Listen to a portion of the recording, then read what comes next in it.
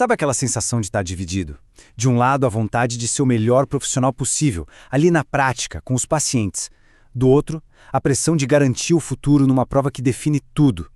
Pois é, a gente vai mergulhar na história de quem viveu exatamente esse dilema e descobrir como é possível encontrar o equilíbrio. Essa análise aqui detalha a jornada de uma estudante de medicina que, assim como tantos outros, se viu bem nessa encruzilhada. A história dela com certeza vai soar familiar para muita gente. Então, vamos começar pelo coração do problema, né? Aquele conflito que tira o sono de todo interno de medicina, o famoso dilema do internato. É um verdadeiro cabo de guerra o tempo todo. De um lado, as demandas do hospital, o cuidado com o paciente, do outro, a pressão dos livros, da prova de residência que está logo ali. E a chave para conseguir lidar com essa loucura toda, segundo essa história, é uma só: organização. Mas não qualquer uma. A solução foi um método simples, mas genial, chamado de regra da bolinha.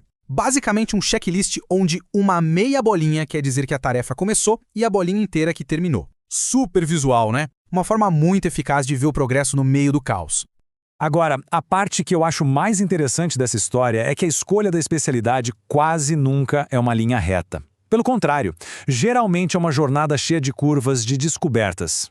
A jornada para a cirurgia começou com pura paixão, curiosidade mesmo. Mas não demorou muito para aparecer um muro de dúvidas, de pressão externa. Foi um verdadeiro teste de fogo para a resiliência. E foi bem nesse momento de incerteza que o conselho de um mentor mudou o jogo. Sabe, ajudou a silenciar todo aquele ruído de fora e reforçou o mais importante, a necessidade de confiar na própria jornada. Mas olha, a jornada estava longe de acabar. Vamos avançar um pouco e ver como essa resiliência foi testada até o limite. Porque, vamos combinar, nenhuma história de sucesso é feita só de vitórias. O período de preparação foi uma tempestade perfeita.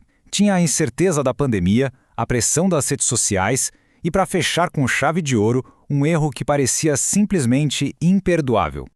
E o erro foi esse: perder o prazo de inscrição da residência dos sonhos por ler a data errada. Pareceu catastrófico, sabe? Como se um ano inteiro de planejamento tivesse ido por água abaixo num segundo. Mas o ponto crucial é que aquele revés não foi o fim da linha. Pelo contrário, foi a chance de enxergar o fracasso de outra forma. Não como um ponto final, mas como um degrau que era necessário para chegar ao sucesso. Essa nova perspectiva foi a grande virada de chave. Levou a uma mudança radical de estratégia e mostrou o incrível poder que o foco tem. Em vez daquele estudo mais geral, a abordagem virou quase cirúrgica. Uma estratégia super focada, guiada por dados e mirando num único alvo. E para essa imersão, ter a ferramenta certa faz toda a diferença. Aliás, quem é estudante e quer se preparar de verdade, pode entrar agora em medcobe.com.br, baixar o app e aproveitar o maior banco de questões do Brasil. Com provas anteriores de todas as instituições, questões comentadas, resumos práticos, aulas completas e flashcards prontos para revisar onde quiser. E o que isso mostra? Que na reta final, o jeito que se estuda de forma inteligente pode ser muito mais decisivo do que simplesmente a quantidade de horas de estudo. E todas essas experiências, todos esses altos e baixos, acabam levando a uma lição muito poderosa sobre o que é o sucesso de verdade.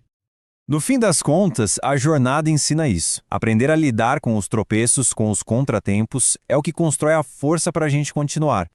A gente se acostuma a ver só o resultado final, a comemoração, né? Mas essa, definitivamente, não é a história toda.